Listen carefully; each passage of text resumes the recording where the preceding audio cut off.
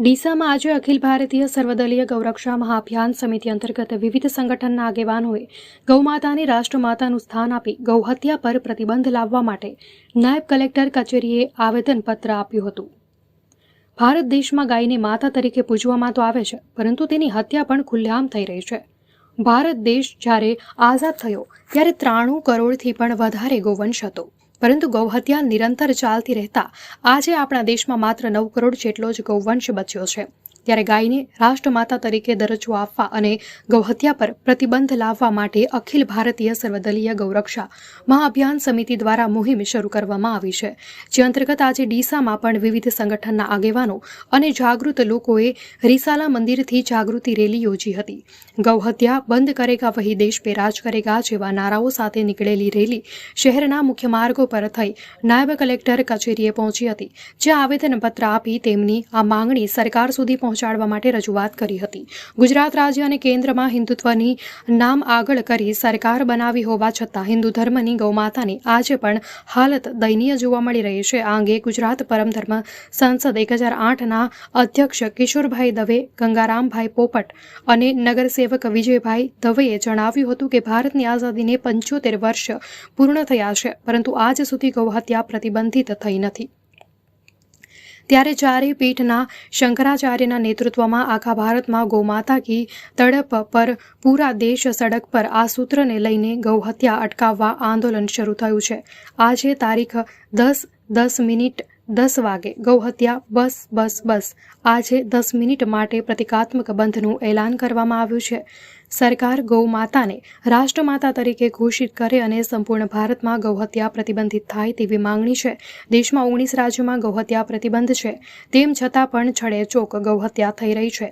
આજે રોજની 1 લાખ ગાયોની હત્યા દેશમાં થઈ રહી છે। દેશ આઝાદ થયો ત્યારે 93 કરોડ ગાયો હતી અને 30 કરોડ જનતા હતી। આજે માત્ર 9 કરોડ ગાયો બચી છે। એટલે અમે ચૂંટણી હોવાથી ભારતની તમામ પોલિટિકલ પાર્ટીઓ પાસે જવાના છીએ અને જે પાર્ટી ગૌહત્યા પ્રતિબંધનની કાયદો લાવવાનું વચન ન આપે અને તેના એજન્ડાના મૂકે એવા લોકોને વોટ આપવા, બાકીની પાર્ટીઓને વોટ ના આપવા માટે લોકોને અપીલ કરીશું। ભારતમાં સૌથી વધુ જો કોઈ જનસંખ્યા હોય તો હિન્દુ સમાજની છે, અને હિન્દુ સમાજ જે સૌથી ગૌરવવંત હોય તો એ ગાય માતાથી છે। અને વર્ષોથી ગાય માતાનું જે હત્યા થઈ રહી છે, ગાય માતાનું જે માંસ વેચાઈ રહ્યું છે, ગાય માતાને જે જરૂરિયાત પડતા જે એમના કાયદાઓ છે એના કાયદાઓ બને છે, પણ કાયદા માત્ર ચોપડા ઉપર રહેતા હોય છે। ગ્રાઉન્ડ ઉપર જોઈએ તો એ કાયદાઓનું કોઈ પણ જગ્યાએ સારી રીતે ક્યાંય અસરકારકતા દેખાતી નથી।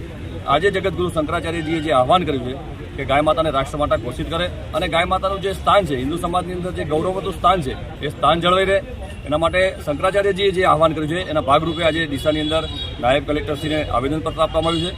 સાથે સાથે અમે અમારા વતી એવું આજના દિવસે મીડિયાના માધ્યમથી કહીએ છીએ કે ગૌ માતા માટે જેટલું કરવું પડે એના માટે અમે લોકો તૈયાર છીએ। ભલે એના માટે અમારે જીવ આપવો પડે તો જીવ પણ આપશું, પણ ગૌ માતાનું એમનું જે સર્વોચ્ચ સ્થાન છે એ સર્વોચ્ચ સ્થાન ભારતની અંદર આપવું જ પડશે। જે કોઈ પણ સરકારો હોય, જે કોઈ પણ કાયદા બનાવતો હોય, એમને અમારી એક વિનંતી છે કે આ કાયદાઓ સંપૂર્ણપણે સજાગ રહે અને એ કાયદાઓ અસરકારક રીતે કામગીરી કરે, તો જ આ દેશની અંદર ગાયોનું સ્થાન જે છે, ગાય માતાનું સ્થાન છે એ ઉચ્ચ રહેશે।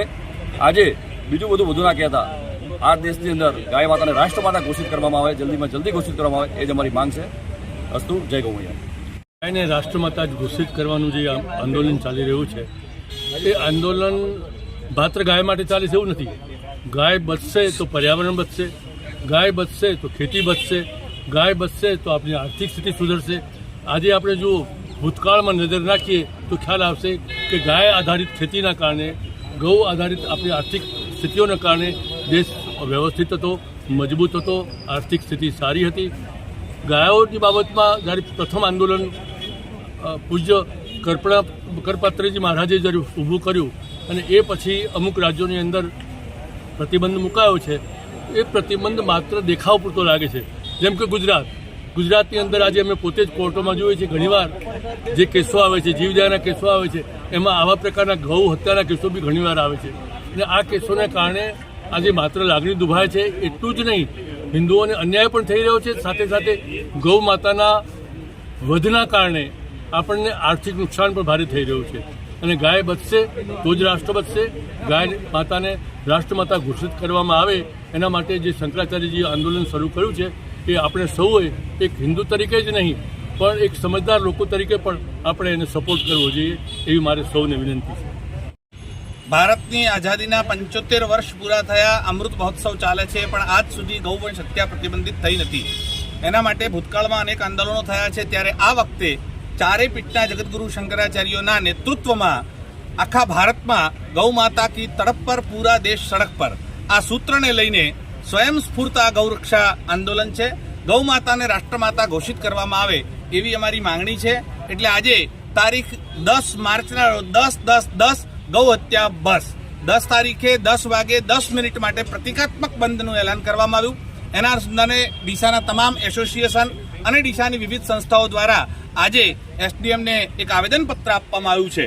એમાં માંગણી કરવામાં આવી છે કે સરકાર ગૌ માતાને રાષ્ટ્રમાતા ઘોષિત કરે અને એને રાષ્ટ્રમાતા તરીકેનો દરજ્જો આપે તો ઓટોમેટિકલી એની રક્ષાનું પ્રાવધાન થાય અને સંપૂર્ણ ભારતમાં ગૌવંશ હત્યા પ્રતિબંધિત થાય.